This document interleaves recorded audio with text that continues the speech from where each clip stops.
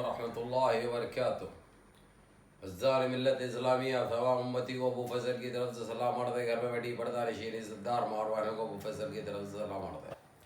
आप लोगों से यही कहूँगा कि मेरी माँ और बहनें ज़रा इस वीडियो से दूरी इख्तियार करो, क्योंकि साध्वी प्रज्ञा ठाकुर जो आप लोग अच्छी तरह वाकिफ़ है, एक आतंकी है, एक जहरीली जहर बांटने वाली एक वहशिया है।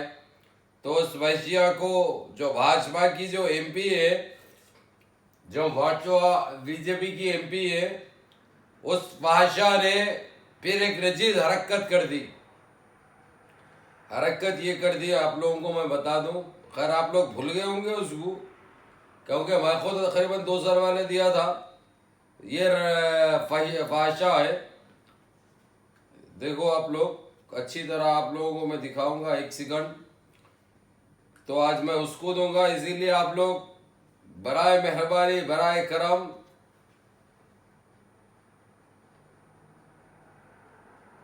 इसको कौन भूल सकता, बोलो कोई भूल सकता है? मुसलमान तो हर किस नहीं भूलेगा। तो ये फाहिशा, और दूसरा रहेगा ये पार्टी प्रेसिडेंट जो है इनका जेपी नड्डा, ये सुअर जो अभी कोरोना पॉजिटिव निकला है इन्हें, अल्लाह करे, हम ये दुआ करेंगे कि अल्लाह करे ये मर जाए, ये जमीन बोझ हो जाए, ये खत्म हो जाए। तो सबसे पहले साध्वी प्रज्ञा ठाकुर के लिए रहेगा। तो साध्वी प्रज्ञा ठाकुर एक मध्य प्रदेश में एक सभा से बात करते हुए, एक सभा को मुखातिब करते हुए, खैर इनकी मिसाल दी थी इन्हें, कोई बात नहीं, 33 करोड़ है इनके पास, 33 करोड़ है। 33 करोड़ को पूछा जाता है, अगरचे उनके बारे में उनकी मिसाल देते हुए उन्हें सीधा हमारे नबी पाक के नाम पे आ गई सीधा, क्योंकि ये वो आतंक, ये वो जहर है कि इस फहशा, इस रंडी के लिए कुछ ना कुछ करना बहुत जरूरी होगा। हमने इसको हर वो तरीके से बोला, बताया, समझाया, लेकिन इसको कोई फर्क पड़ने वाला नहीं है। अब इसकी चमड़ी खींचने की नौबत आ चुकी है, इसकी चमड़ी खींचने की नौबत आ चुकी है। बहुत जल्द इसका काम होगा। अब इसको छोड़ा नहीं जाएगा, इसको बख्शा नहीं जाएगा, क्योंकि गुस्ताख रसूल की हमारे पास एक ही सजा है, सर तन से जुदा, सर तन से जुदा, सर तन से जुदा। तो इस फाशा, इस कस्बा, इस फुसपटाखे ने अपनी औकात दिखाई, जिससे वो जानी जाती है। और आप लोगों को अच्छी तरह मालूम होगा 322 ऐसे जाने ली भी है इन्हें, आतंकी हमला किया। टिफिन का जो डब्बा होता है, डब्बे के अंदर बम रख के वो लोगों को उड़ा दिया उसने। उसके बावजूद इसके ऊपर केस हुआ, इसको जेल में डाला गया। लेकिन भाजपा और बीजेपी ने ये आखिरी संक्रांत में है, इन्हें आखिरी हद में है, बल्कि इसको किसी तरीके से, जैसा बीजेपी की सरकार आई, इसको रिहा कर दिया गया, इसको निकाल लिया गया। इसीलिए क्योंकि जहर फैलाने वाले इनके पास बहुत कम बचे, अब जहर बांटने वाले बहुत कम बचे। तो यही जहर बांटते हुए इसने अब ये नया काम मध्य प्रदेश में कर दिया। ये जेपी नड्डा जो प्रेसिडेंट है बीजेपी का, उसने कलकत्ता गया था, कलकत्ता में वहां पे इसको कुत्ते के वैसा मारे, इसके ऊपर बमबारी की गई, इसके ऊपर पथराव किया गया। इसने किसी तरीके से अपनी जान बचा के वहां से निकल गया, लेकिन वहां से निकलने के बावजूद उसने अपना जहर बराबर बांट रहा था। कलकत्ता में औकात दिखाई गई, फिर वहां पे हिंदू राष्ट्र बनाने की बात कर रही है ये। जब इससे ये पूछा गया मध्य प्रदेश में, वहां पे तो जेपी नड्डा को दुनिया का मारे, वहां पे पथराव किया गया उसके ऊपर, उसको ऐसा मारा गया, उसको ऐसा जख्मी किया गया। तो वो बताइए कि उन्हें जख्मी नहीं हुआ, उसके साथ वाला जख्मी हुआ। खैर बहरहाल ने जान बचा के तो वहां से निकल गया, लेकिन कोरोना पॉजिटिव हो गया, कोरोना पॉजिटिव हो गया।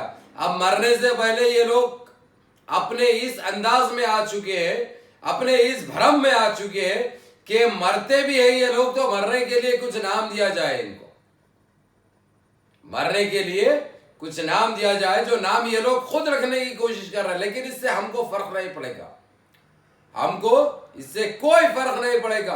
अब ये एक चीज ये बता दूं मैं आपको, साध्वी प्रज्ञा ठाकुर जो एक आतंकी है, बीजेपी में तकरीबन सारे आतंकी है, सारे बहरूपी है, सारे बलात्कारी है, सारे रेपिस्ट उनकी जमात के अंदर पूरे वही मौजूद है।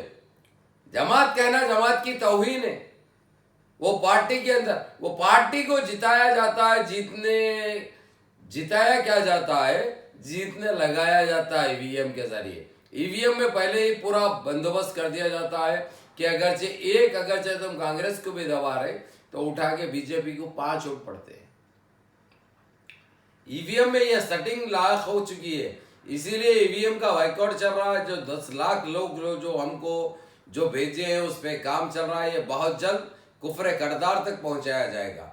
तो इस साध्वी प्रज्ञा ठाकुर के लिए यही कहूंगा मैं, इस फाहशा के लिए, इस बुस पटाखे के लिए, इस खोदड़ी है भाई, इन्हें भी बहुत बड़ी खोदड़ी है, इसको छोटे छोटे बच्चे को बना देते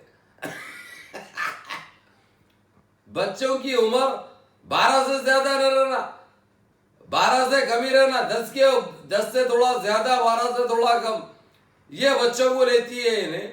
तो एक फाहशा, एक कस्बर, एक आवारा, एक कमजर्फ औरत जिसको कहते हैं, औरत की तौहीन है। लेकिन तुम लोग इसको सजा दो, तुम्हारे पास घूमती है, तुम्हारे पास फिरती है, कोई ऐसा काम इसका करो जो याद रखा जाए तुमको। अब इन्हें गुस्ताख रसूल बन गई भाई।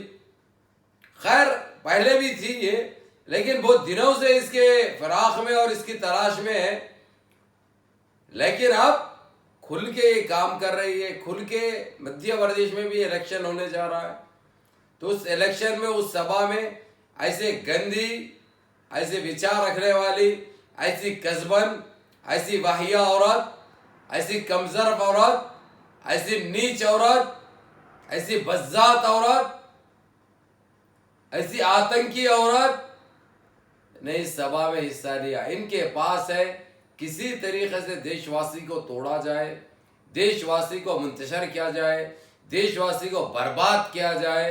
ये लोग बखूबी अंजाम दे रहे हैं इस काम को। इस पे हमको कोई ढक्की छुपी बात नहीं है, ना कोई हम बर्दाश्त करेंगे इसको इससे कुफ्र करदार तक इसको पहुंचाया जाएगा। तो ये लिंडी के लिए, और जेपी नड्डा जो प्रेसिडेंट है बीजेपी का, अब जो कोरोना पॉजिटिव हो गया, और बहुत जल्द तेरे को ऐसी हराम की मौत मरेगा तो रे हराम खोर।